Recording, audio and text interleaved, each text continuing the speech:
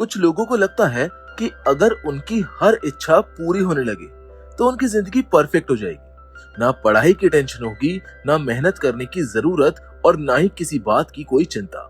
लेकिन क्या सच में ऐसा होता है? वेल, आज की कहानी एक ऐसे ही लड़के की है जिसे अचानक एक ऐसी चीज मिल जाती है जो उसकी हर ख्वाहिश पूरी कर सकती है। शुरुआत में उसको लगता है कि अब उसकी जिंदगी बन गई, लेकिन उसे बिल्कुल अंदाजा नहीं होता कि आगे क्या होने वाला है। इस कहानी की शुरुआत होती है रेमंड नाम के एक लड़के से, जो इस समय एक झील के किनारे बैठा मछली पकड़ने की कोशिश कर रहा है। असल में स्कूल में अभी अभी उसकी काफी बेइज्जती हुई थी और अब वो कुछ ऐसा करना चाहता था जिससे सबको ये लगे कि वो पूरी तरह निकम्मा नहीं है। जब वो अपने साइकिल लेकर झील के पास पहुंचता है तो रास्ते में उसे एक अजीब चीज नजर आती है। कई चिड़िया उसके आगे उड़ रही होती है, अब जैसे उसे किसी खास जगह तक ले जाना चाहती हो। रेमंड पहले तो इस पर ज्यादा ध्यान नहीं देता है, लेकिन जल्द ही उसको एहसास होता है कि कुछ तो अलग है। इसी बीच उसकी नजर एक बड़े से मेंढक पर पड़ती है। वो उसको पकड़ने के लिए उसके पीछे भागता है, लेकिन मेंढक सीधे पानी में कूद जाता है और गायब हो जाता है। आखिरकार रेमंड वापस आकर अपना कांटा पानी में डाल देता है और किनारे पर लेट जाता है। लेटे लेटे वो अपने मन की बातें जोर जोर से बोलने लगता है। वो सोचता है कि काश ऐसा कोई तरीका मिल जाए जिससे उसे जिंदगी में कभी मेहनत ही ना करनी पड़े। जो भी चाहिए हो बस मांगो और मिल जाए। उसके मुंह से बात निकलती है कि अचानक उसके फिशिंग रॉड अपने आप खींचने लगती है। पहले तो उसको लगता है कि कोई बड़ी मछली जाल में फंस गई होगी, लेकिन जब वो ध्यान से देखता है तो सामने कुछ और ही निकलता है। उसका कांटा किसी अजीब से जीव में फंस गया होता है। अब रेमंड की जिज्ञासा बढ़ जाती है और वो धीरे धीरे उसके करीब जाने लगता है। वो पेड़ों के पीछे छुपकर उस अजीब जीव को देखने की कोशिश करता है। फिर टेस्ट करने के लिए उसकी तरफ एक पत्थर फेंकता है, लेकिन अगले ही पल वो जीव हवा में ही पत्थर पकड़ लेता है। इससे पहले कि रेमंड कुछ समझ पाए, वो बोलना भी शुरू कर देता है। वो अपना नाम बेली बताता है और कहता है कि वो एक जादुई गोर्ड है, यानी कि घिया है।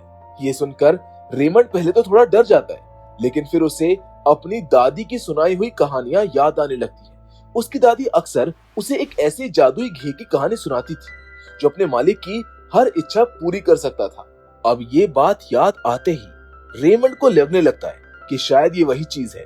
अब उसका डर धीरे धीरे खत्म होने लगता है। बेली भी उसको भरोसा दिलाता है कि वो उसे कोई नुकसान नहीं पहुंचाएगा। इसके बाद बेली कहता है कि वो रेमंड की कोई भी इच्छा पूरी कर सकता है, लेकिन रेमंड को उसकी बात पर बिल्कुल भरोसा नहीं होता। वो मजाक में कहता है कि अगर सच में उसके पास इतनी ताकत है तो एक मछली अपने आप उसकी बाल्टी में आ जानी चाहिए। अब कुछ सेकंड्स गुजर जाते, लेकिन कुछ भी नहीं होता। रेमंड को लगता है कि ये सब बकवास है और वो वहां से जाने लगता है। तभी बेली उसको रोकता है और कहता है कि जादू शुरू होने से पहले एक शर्त माननी होगी। शर्त बहुत सीधी थी। रेमंड किसी भी इंसान को उसके बारे में नहीं बताएगा, क्योंकि अगर दुनिया को उसके बारे में पता चल गया तो लोग उसको पकड़कर अपनी इच्छाएं पूरी करवाने लगेंगे और उसकी पूरी जिंदगी खराब हो जाएगी। रेमंड ये बात मान जाता है और उससे वादा कर लेता है। बस फिर क्या था, अगले ही पल झील का नजारा पूरी तरह बदल जाता है। पानी में तैर रही सारी मछलियां अचानक हवा में उड़ने लगती हैं। ये देखकर रेमंड की आंखें फटी की फटी रह जाती हैं। बेली उससे कहता है कि जो मछली पसंद हो चुन लो।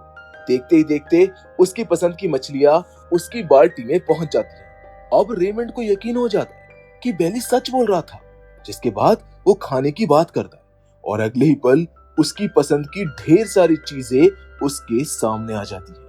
तरह तरह का खाना उसके चारों तरफ घूमने लगता है। रेमंड खुशी से पागल होने लगता है। वो एक एक चीज खाता है और खाते खाते सपने देखने लगता है। उसके दिमाग में अब बस यही चल रहा था कि जिंदगी आखिरकार आसान होने वाली है। अब ना मेहनत करनी होगी और ना ही किसी चीज की चिंता करनी पड़ेगी। लेकिन रेमंड ऐसा क्यों सोचता था, इसे समझने के लिए कहानी थोड़ा पीछे जाती है। कुछ समय पहले रेमंड अपने कमरे में गहरी नींद में सो रहा था। सपने में वो खुद को दुनिया का सबसे बड़ा हीरो समझ रहा था। उसके सामने पूरी पृथ्वी खतरे में थी और उसे अपनी स्पेसशिप लेकर दुनिया को बचाना था। लेकिन तभी उसकी दादी की आवाज सुनाई देती है और उसका सपना टूट जाता है। असल में उसकी छोटी बहन सोफी उसे स्कूल के लिए उठा रही होती है। वो लगातार चिल्ला रही होती है कि अगर अभी भी नहीं उठा तो देर हो जाएगी। सोफी उसको याद दिलाती है कि उनके मम्मी पापा एयरपोर्ट के लिए निकलने वाले हैं। ये सुनते ही रेमंड फटाफट नीचे भागता है और उनसे मिलने पहुंच जाता है। वो उन्हें अच्छे सफर की शुभकामनाएं देता है। उसकी माँ प्यार से उससे बात करती है, लेकिन उसके पिता उसको याद दिलाते हैं कि अगर जल्दी नहीं निकला तो स्कूल के लिए लेट हो जाएगा। इसके बाद वो अपने दोस्तों के साथ स्कूल के लिए निकल जाता है। रास्ते में उसकी दोस्त सूजी उससे पूछती है कि उसने मैथ्स टेस्ट की तैयारी कर ली है या फिर नहीं। ये सुनते ही रेमंड के होश उड़ जाते हैं, क्योंकि उसे तो टेस्ट के बारे में याद ही नहीं था। अब वो मन ही मन यही दुआ मांगने लगता है कि किसी तरह टीचर उसको ना बुलाए, लेकिन किस्मत को शायद कुछ और ही मंजूर था। क्लास शुरू होते ही सबसे पहले उसी का नाम पुकारा जाता है। रेमंड ईमानदारी से बता देता है कि वो तैयारी नहीं कर पाया। वो सफाई देता है कि वो घर के कामों में व्यस्त था और अपने माता पिता की मदद कर रहा था, लेकिन टीचर को उसकी कोई बात सुननी ही नहीं थी। पूरी क्लास के सामने उसको डांट पड़ती है ताकि बाकी बच्चों को भी सबक मिल सके। वैसे भी ये पहली बार नहीं था। रेमंड अक्सर पढ़ाई से ज्यादा सपनों में खोया रहता था और इसी वजह से उसके नंबर भी अच्छे नहीं आते थे। क्लास के बोर्ड पर उसके नाम के आगे सिर्फ एक स्टार बना हुआ था, लेकिन रेमंड उसी में खुश हो जाता था। उसे छोटी छोटी बातों में खुशी ढूंढने की आदत थी। कुछ देर बाद वो अपने दोस्तों को साइंस प्रोजेक्ट के लिए बनाया हुआ रॉकेट का डिजाइन दिखाता है। उसे अपने आइडिया पर काफी भरोसा होता है, लेकिन जॉन उसका मजाक उड़ाते हुए कहता है कि ऐसा रॉकेट बनाना लगभग नामुमकिन है। ये सुनकर रेमंड का मूड खराब हो जाता है और वो चुपचाप वहां से चला जाता है। शाम को जब वो घर पहुंचता है तो वो देखता है कि उसकी दादी सोफी को एक जादुई घिए की कहानी सुना रही है। वही घिया यानी कि गॉड जो अपने मालिक की हर इच्छा पूरी कर सकता है। उस समय रेमंड को ये सिर्फ एक मजेदार कहानी लगती है, लेकिन उसे बिल्कुल अंदाजा नहीं होता कि बहुत जल्द उसकी मुलाकात सचमुच ऐसे एक जादुई घिए से होने वाली है। रेमंड ये कहानी पहले भी न जाने कितनी बार सुन चुका था, इसलिए इस बार भी उसने ज्यादा ध्यान नहीं दिया और सीधे अपने कमरे में चला गया। उसने बैठकर होमवर्क करने की कोशिश तो की, लेकिन हर कुछ मिनट बाद उसे नींद आने लगती। आखिरकार पढ़ाई छोड़कर वो फिर से उसी झील की तरफ निकल गया जहां पर उसकी मुलाकात बेली से हुई थी। बेली के जादू से बना खाना खाकर रेमंड का मूड एकदम शानदार हो चुका था। आसमान की तरफ देखते हुए उसने कहा कि यार, मेरी हमेशा से इच्छा थी कि मैं पक्षियों की तरह उड़ सकूं। बस इतना सुनना था कि बेली तुरंत कुछ दूर गया और जादू से पूरा का पूरा एक प्लेन बना दिया।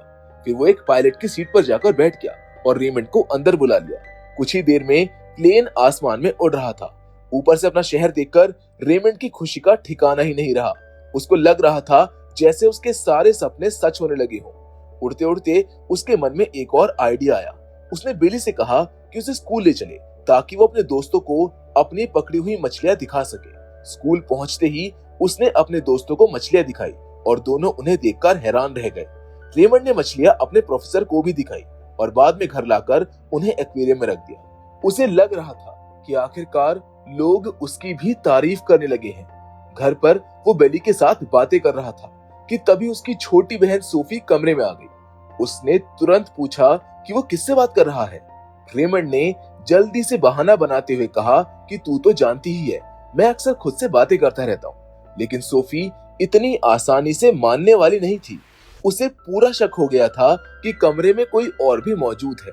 वो इधर उधर देखने लगती है और बेड के नीचे खोजबीन शुरू करती है। उधर बेली भी पकड़े जाने से बचने के लिए इधर उधर भाग रहा था। सोफी ने जैसे ही उसको पकड़ने के लिए छलांग लगाई, उसको लगा कि उसने आखिरकार उस रहस्यमय चीज को पकड़ लिया है। लेकिन अगले ही पल उसको ये पता चला कि उसके हाथ में बेली नहीं बल्कि दादी का पैर था। दादी ने तुरंत उसको बाहर निकाला और अपने साथ नीचे ले गई ताकि रेमंड आराम से पढ़ाई कर सके। उनके जाने के बाद रेमंड ने पूरे कमरे में बेली को ढूंढना शुरू कर दिया, लेकिन बेली साहब तो कंबल के नीचे आराम से सो रहे थे। अगली सुबह रेमंड स्कूल की लाइब्रेरी में पहुंचा। उसे बायोलॉजी टेस्ट की तैयारी के लिए एक जरूरी किताब चाहिए थी। उसने हैना से किताब मांगी, लेकिन हैना ने साफ मना कर दिया। उसने बताया कि वो किताब पहले ही फ्रेड ने रिजर्व कर रखी है। रेमंड ने बहुत समझाने की कोशिश की कि अगर उसने इस बार तैयारी नहीं की तो फिर से उसको डांट पड़ेगी और सजा मिलेगी, लेकिन हैना अपनी बात पर अड़ी रही। ये देखकर बेली ने उसकी मदद करने का फैसला किया। उसने चुपके से अपनी जादुई ताकत का इस्तेमाल किया और वह किताब सीधा रेमंड के बैग में पहुंचा दी। जब रेमंड ने बैग खोला तो किताब देखकर उसके होश उड़ गए।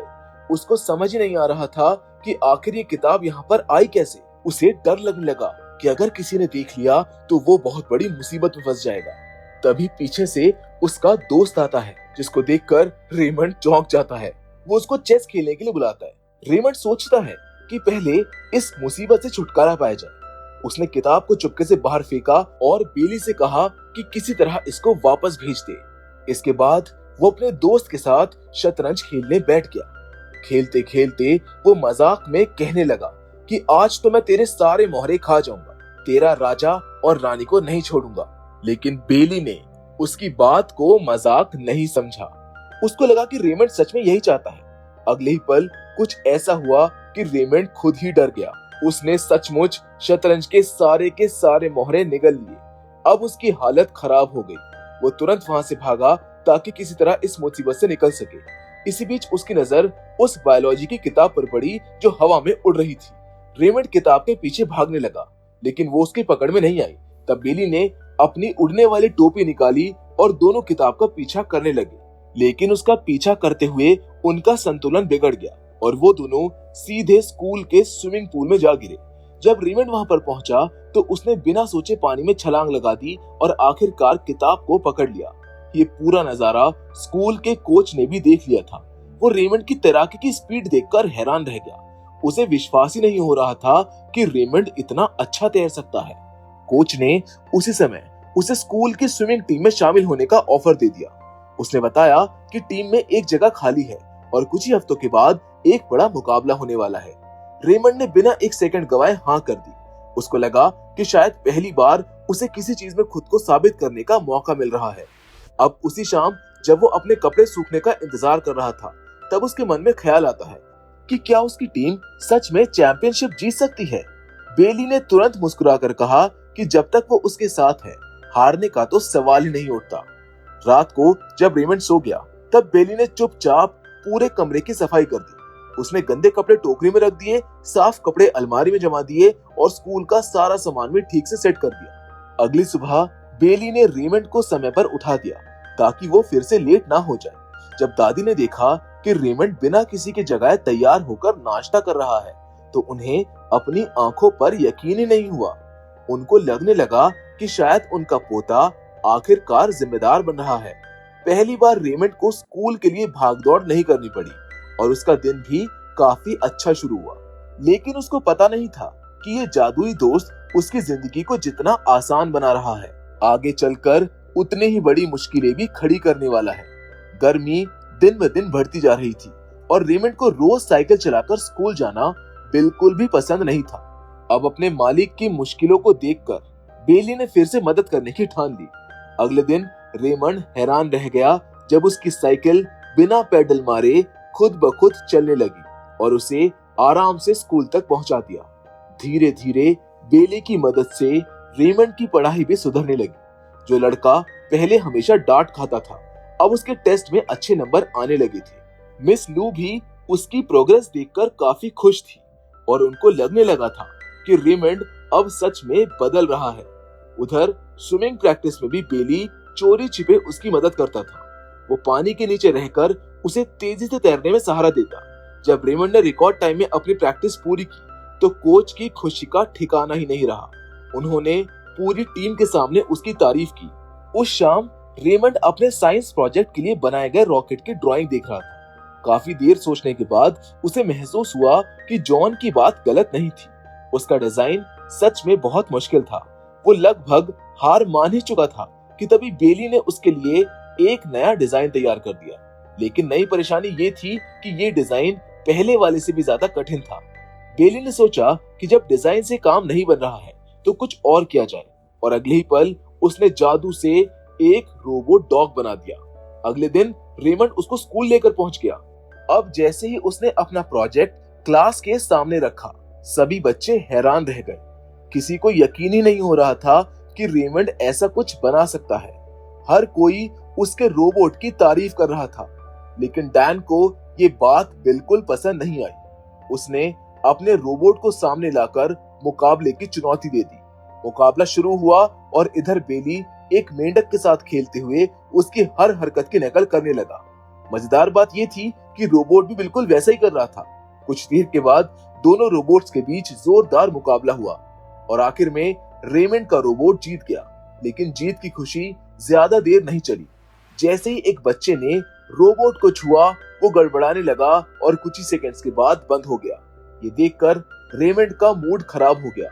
उसने बेली से कहा कि ऐसा रोबोट बनाने का क्या फायदा जो थोड़ी देर भी ठीक से काम ना कर सके। फिर दोनों घर की ओर निकल पड़े। रास्ते में उन्हें एक खिलौनों की दुकान दिखाई दी। अंदर जाते ही रेमंड की आंखें चमक उठी। वहां नए नए रोबोट्स, रिमोट हेलीकॉप्टर और ढेर सारे शानदार खिलौने रखे हुए थे। वो उनको देखकर इतना खुश हो गया कि अपनी एक्साइटमेंट को छिपा ही नहीं पाया। तभी उसकी मुलाकात फिर से डैन से हो गई। डैन ने सीधे उस पर आरोप लगा दिया कि उसने वो रोबोट डॉग कहीं से खरीदा था। वो उसने खुद नहीं बनाया था। रेमंड के पास उसका कोई जवाब नहीं था, इसलिए वो जल्दी से वहां से निकल जाता है। रेमंड को परेशान देखकर बेली ने फिर से मदद करने की सोची, लेकिन हमेशा की तरह उसकी मदद उल्टी पड़ गई। उसने जादू से दुकान के सारे खिलौनों को जिंदा कर दिया और उन्हें रेमंड के घर जाने का आदेश दे दिया। उधर दुकान का मालिक को समझ पाता उससे पहले ही सारे खिलौने वहां से गायब हो चुके थे। लेकिन असली हंगामा अभी बाकी था। शाम को रेमंड और उसके दोस्त ने डायनासोर वाली फिल्म देखने का प्लान बनाया था। जब वो सिनेमा पहुंचे तो पता चला कि सारे टिकट बिक चुकी हैं। लेकिन रेमंड फिल्म देखने की जिद छोड़ने को तैयार ही नहीं था। तब बेली ने अपनी ताकत का इस्तेमाल किया और रेमंड को सीधे फिल्म की स्क्रीन के अंदर पहुंचा दिया। शुरुआत में तो ये काफी मजेदार लगा, लेकिन अगले ही पल उसकी हालत खराब हो गई क्योंकि एक विशाल टीरेक्स उसके पीछे पड़ गया। रेमंड जान बचाकर भाग रहा था और बाहर बैठे लोग उसको देखकर हंस रहे थे। उधर बेली आराम से बैठकर ये सब कुछ देख रहा था। लेकिन जब डायनासोर सच में रेमंड को फाड़ने वाला था, तब बेली अपने छोटे जहाज के साथ स्क्रीन के अंदर पहुंच जाता है। उसने किसी तरह डायनासोर को रोक लिया और रेमंड की जान बचा ली। हालांकि इस चक्कर में थिएटर में बैठे लोगों का पूरा मजा खराब हो गया। अब घर लौटते वक्त रेमंड काफी गुस्से में था। उसने बेली से कहा कि मदद करने के चक्कर में वो हर बार नई मुसीबत खड़ी कर देता है, लेकिन उसको पता नहीं था कि सबसे बड़ी परेशानी तो अभी उसका इंतजार कर रही है। रास्ते में उसे पीछे से अजीब सी आवाजें सुनाई देती है। जब वो पलटकर देखता है तो उसके होश उड़ जाते हैं। खिलौनों की पूरी फौज उसके पीछे दौड़ती चली आ रही थी। घबराकर वो तेजी से घर पहुंचता है। वहां आकर पता चलता है कि उसके मॉम डैड भी वापस आने वाले हैं और अगर उन्होंने ये सब कुछ देख लिया तो बहुत बड़ा बवाल हो जाएगा। रेमंड ने तुरंत बेली को आदेश दिया कि सारे खिलौनों को वापस दुकान भेज दे। और अच्छी बात तो ये रही कि इस बार बेली ने समय रहते सब कुछ ठीक कर दिया और उसके मॉम डैड को कुछ भी पता नहीं चला। कुछ देर के बाद उसके पापा उसे ड्राइंग रूम में लेकर गए। वहां पर एक नई चमचमाती साइकिल उसका इंतजार कर रही थी। उसके पापा ने बताया कि स्विमिंग टीम में शामिल होने की खुशी में उसको एक गिफ्ट दिया गया है। रेमंड बहुत खुश हो गया, लेकिन उसको खुश देखकर बेली थोड़ा सा उदास हो गया। उसको लगने लगा कि अब रेमंड को उसकी जरूरत कम पड़ रही है। इसी वजह से उसने पूरी रात जागकर रेमंड के मैथ्स एग्जाम की तैयारी करने की कोशिश की। लेकिन अगली सुबह रेमंड खुद ही जल्दी उठ गया। वो पहली बार किसी एग्जाम को लेकर एक्साइटेड था, क्योंकि वो अपने दम पर अच्छे नंबर लाना चाहता था। जब एग्जाम शुरू हुआ तो बाकी बच्चे तुरंत लिखने लगे, लेकिन रेमंड को आधे सवाल भी नहीं आते थे। उधर खिड़की के बाहर बैठा बेली उसकी मदद करने का तरीका ढूंढ रहा था। समय खत्म होने लगा तो रेमंड घबरा गया। तभी बेली ने जादू से सूजी के सारे जवाब उसकी कॉपी में पहुंचा दिए, लेकिन जल्दबाजी में सूजी का नाम भी साथ ही कॉपी हो गया। जब टीचर ने कॉपियां चेक की तो पूरी सच्चाई सामने आ गई। सूजी बहुत नाराज हुई क्योंकि उसकी मेहनत किसी और की कॉपी में पहुंच गई थी। रेमंड शर्म के मारे वहां से भाग गया और सीधे तालाब के पास पहुंच गया। कुछ देर बाद बेली भी वहां पर पहुंच गया। रेमंड इतना गुस्से में था कि उसने सारी गलती उसी पर डाल दी। उसने मजाक में कह दिया कि उसका मन कर रहा है कि वो उसको पकाकर खा जाए, लेकिन बेली ने इसको मजाक नहीं समझा। उसने खुद को आग में बदल लिया और रेमंड का हाथ बुरी तरह चल गया। तब जाकर रेमंड को एहसास हुआ कि बेली हर बात को सच मान लेता है। गुस्से में उसने बेली को राक्षस कह दिया और वहां से चले जाने को कहा। ये सुनते ही बेली का रूप बदलने लगा और वो सचमुच एक डरावने दानव जैसा दिखने लगा। तब बेली ने पहली बार अपना राज बताया। उसने कहा कि वो अपने मालिक की भावनाओं का प्रतिबिंब है। अगर मालिक के मन में गुस्सा और बुरे विचार होंगे तो उसका रूप भी वैसा ही बन जाएगा। ये सुनकर रेमंड डर गया। उसने तुरंत उसको शांत होने के लिए कहा और बेली वापस अपने पुराने रूप में आ गया। लेकिन अब रेमंड उससे परेशान हो चुका था। उसने उसको उठाया और वापस उसी तालाब में फेंक दिया जहां पहली बार उसकी मुलाकात हुई थी। कुछ देर के बाद मिस लू और उसके दोस्त उसे ढूंढते हुए वहां पर पहुंच गए।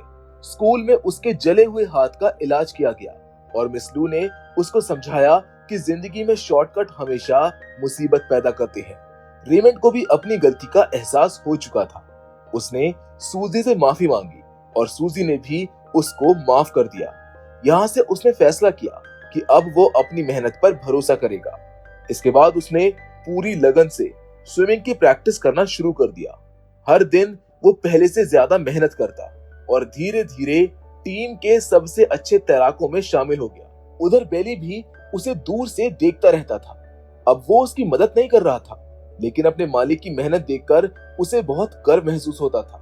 आखिरकार 1 महीने के बाद प्रतियोगिता का दिन आ गया। मैच बेहद कठिन था और जीत की उम्मीद लगभग रेमंड पर टिकी हुई थी। उसने अपने परिवार और दोस्तों की आवाज सुनकर पूरी ताकत लगा दी। आखिर में उसकी टीम मुकाबला जीत गई।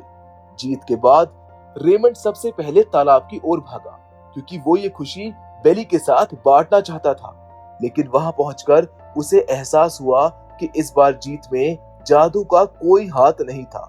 उसने ये सब अपनी मेहनत से हासिल किया था। यही बात समझकर उसे खुद पर पहले से कहीं ज्यादा गर्व महसूस हुआ। तभी बेली उसके सामने आया और मुस्कुरा कर बोला कि अब उसे उसकी जरूरत नहीं है।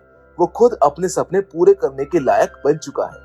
अब समय आ गया है कि वो किसी दूसरे बच्चे की मदद करे। इतना कहकर बेली एक पक्षी की पीठ पर बैठ गया और वहां से उड़ गया।